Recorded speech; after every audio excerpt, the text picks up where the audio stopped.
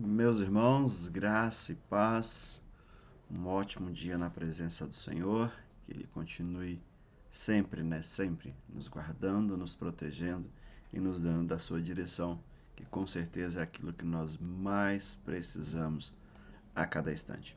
Estamos hoje no capítulo 3 de Atos, estamos aí na jornada com Atos e hoje é o nosso capítulo 3.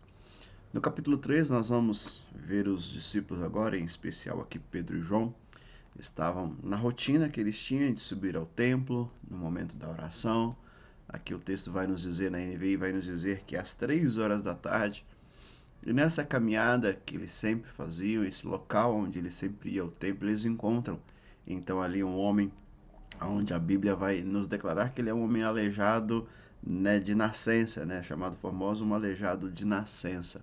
Ele estava bem à porta do templo, um homem, literalmente podemos dizer, na porta, na porta, não podia entrar porque não conseguia, mas também não tinha para outro lugar para onde ir.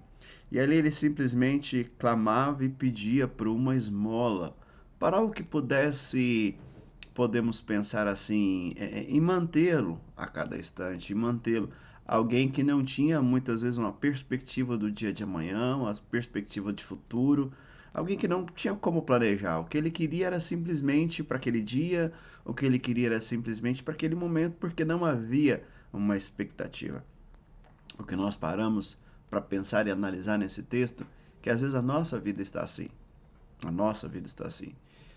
Às vezes só olhando para o hoje, só olhando para as situações, e isso muitas vezes nos paralisa, isso muitas vezes nos aterroriza, porque nós não conseguimos olhar além do problema, nós não conseguimos olhar além da situação. E muitas vezes o que nós clamamos, o que nós pedimos é para nossa sobrevivência, é para aquele momento, é para aquele instante. Não conseguimos almejar, não conseguimos às vezes e olhar além, olhar além. Mas nós percebemos que o Senhor é tão maravilhoso, é tão misericordioso, e aqui nós já começamos a ver a ação do Espírito Santo, que a própria Bíblia vai dizer que o Espírito intercede por nós com gemidos inexprimíveis. E aqui esse homem pede uma esmola. Ele chega diante de Pedro e João e pede uma esmola. E o que ele recebe? Ele não recebe uma esmola, ele recebe vida. Ele recebe vida. E o próprio Pedro vai dizer um pouco mais à frente do texto que vocês mataram o autor da vida.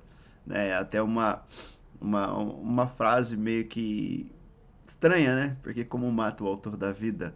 Sabemos que não é isso, sabemos o que também Pedro queria dizer, mas eles julgam, eles preferem soltar um ladrão, soltar alguém que realmente era um criminoso, do que Jesus. Mas ele precisava, acho que Barrabás precisava disso também para reconhecer a grandeza e o poder do Senhor sobre a vida dele. Mas muitas vezes o povo estava assim, o povo estava perdido, o povo só olhava para aquele momento, o povo almejava um futuro, mas não conseguia enxergar o futuro. Mas nós vemos aqui a ação do Espírito Santo, que quando nós clamamos por algo, clamamos muitas vezes por uma esmola, mas o Senhor vem e nos contempla com vida, nos contempla com esperança, nos contempla de uma forma sobrenatural. E é isso que o Senhor faz com esse, com a qual a Bíblia denomina de aleijado de nascença. Ele é curado, ele pede esmola e recebe cura. Ele pede esmola e recebe o poder de Deus sobre a vida dele. E esse poder vem com tanta unção, com tanta autoridade, que muda a vida dele. Que agora a vida dele é glorificar, a vida dele é adorar. Aquele homem que até então não poderia entrar no templo, que significaria a presença do Senhor, agora tem a presença do Senhor. Ele não podia ir à presença do Senhor, mas a presença do Senhor veio até ele. Então, o que nós aprendemos com esse texto é que precisamos continuar orando, precisamos continuar clamando, pedindo, porque às vezes nós não sabemos o que pedir, mas Deus conhece o nosso coração. E Deus conhece a nossa necessidade. E às vezes nós estamos orando também achando que Deus não está ouvindo as nossas orações, que Deus não está respondendo às nossas orações, que está tudo acontecendo ao contrário, e não é uma verdade. O Senhor está contemplando e o Senhor não está simplesmente ouvindo o nosso pedido. O Senhor não está ouvindo simplesmente aquilo que nós queremos, mas Ele está atento àquilo que nós necessitamos. Esse homem não precisava de esmola.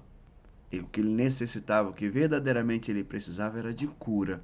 E o Senhor veio com cura sobre a vida dele.